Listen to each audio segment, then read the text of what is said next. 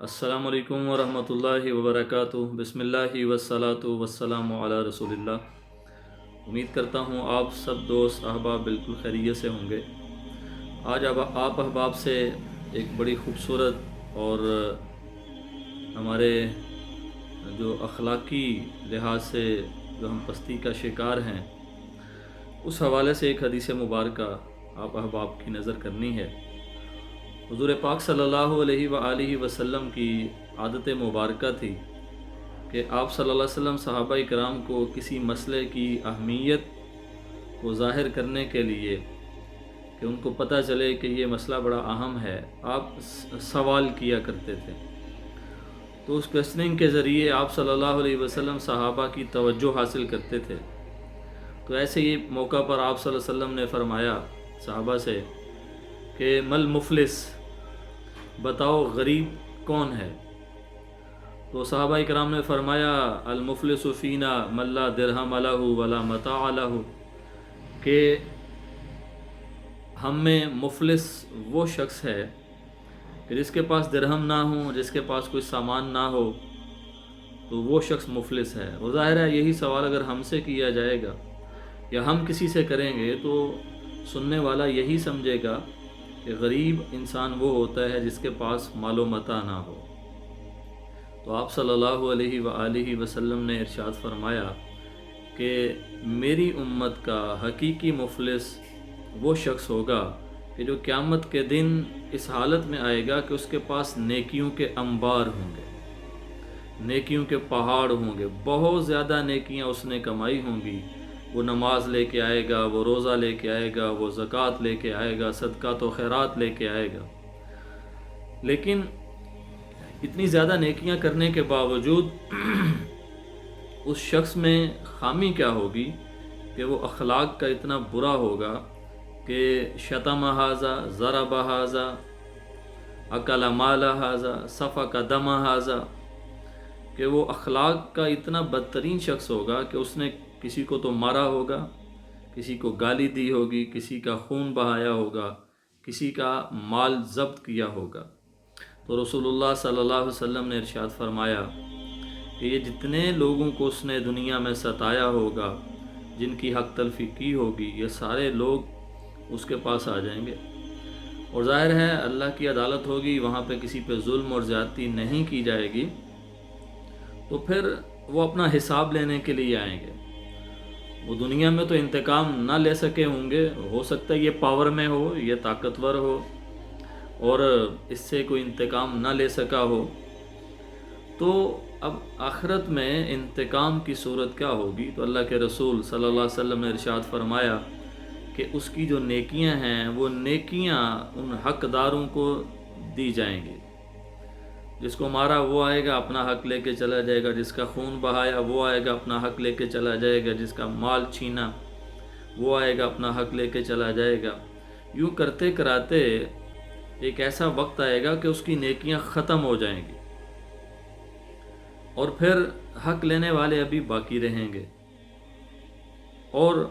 پھر کیا کیا جائے گا کہ وہ جو حقدار ہوں گے ان کی برائیاں اس کے کھاتے میں ڈال دی جائیں گی اور فطرح فی النار، اور اس شخص کو جہنم کے اندر پھینک دیا جائے گا۔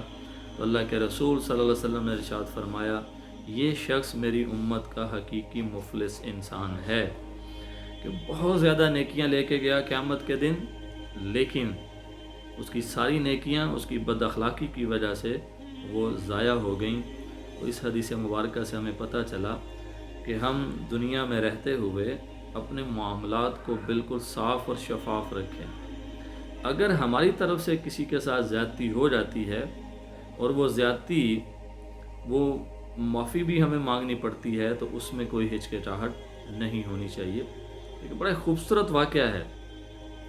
کہ غزوہ بدر پیش آنے والا ہے اور حضور صلی اللہ علیہ وسلم صف بندی کر رہے ہیں صحابہ کرام کی،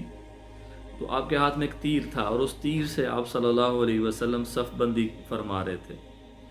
تو ایک صحابی آگے بڑھے ہوئے تھے صف سے، لائن سے، تو حضور نے وہ تیر ان کے مارا پیٹ پہ اور ان کو فرمایا کہ پیچھے ہو جاؤ۔ جب تیر ان کو لگا، ان کے جسم پہ لگا، تو وہ اس صحابی رسول کے ذہن کے اندر فوراً ایک ترکیب آئی۔ انہوں نے کہا یا رسول اللہ، آپ اللہ کے رسول ہیں اور آپ نے مجھے تکلیف پہنچائی ہے اور میں آپ سے انتقام لینا چاہتا ہوں۔ تو حضور صلی اللہ علیہ وسلم نے اس صحابی کو یہ نہیں کہا کہ بھئی میں نے کیا ہی کیا ہے کہ تو تم مجھ سے انتقام لینا چاہتے ہو، میں نے تو صف بندی کی وجہ سے تیر تمہاری طرف کیا اور وہ تمہیں لگ گیا۔ جیسے ہم لوگ بھی بڑے سے بڑا ظلم کر کے بھی کہتے ہیں بھئی میں نے کیا ہی کیا ہے، یہ تو کچھ بھی نہیں ہے۔ لیکن حضور صلی اللہ علیہ وسلم جو سارے انسانوں کے لیے معلم حقیقی بن کے آئے، آپ صلی اللہ علیہ وسلم نے وہ تیر اس صحابی کو پکڑایا اور فرمایا بھائی اپنا انتقام لے لو۔ تو یہ لیسن دیا آنے والے لوگوں کو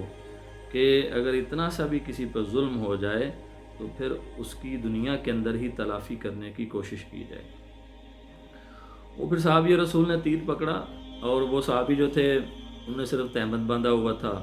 اور اوپر والا حصہ ان کے جسم کا وہ ننگا تھا۔ تو انہوں نے کہا یا رسول اللہ صلی اللہ علیہ وسلم، میرا جہاں تیر لگا ہے جسم کا وہ حصہ ننگا تھا، تو آپ نے کرتا پہنا ہوا ہے، آپ کرتا ہٹائیں۔ تو رسول اللہ صلی اللہ علیہ وسلم نے اپنا کرتا مبارک ہٹا لیا اور وہ صحابی حضور کے قریب گئے۔ اب دوسرے صحابہ کو نہیں پتہ کہ یہاں کیا ہونے والا ہے، وہ تو پریشان ہوں گے کہ یہ کیسا انسان ہے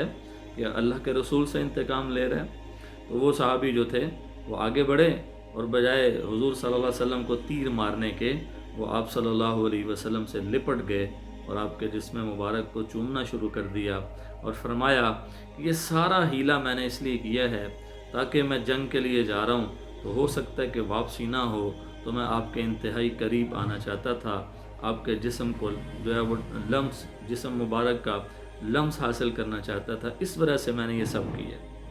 لیکن اس واقعے سے پتہ چل گیا کہ حضور صلی اللہ علیہ وسلم نے اتنی سی بات کے لیے یہ بھی کہا کہ بھئی آپ مجھ سے اپنا انتقام لے لیں۔ تو اس لیے ہم اپنی دنیاوی معاملات میں دیکھیں،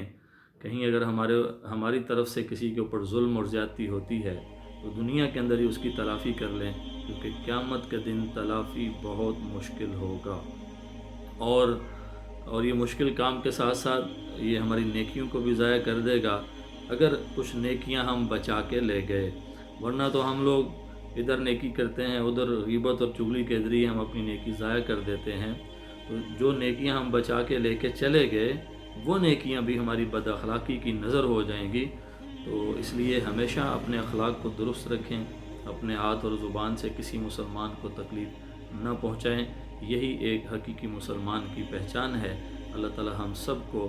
با اخلاق اور اچھے کردار کا مالک بنائے، آمین۔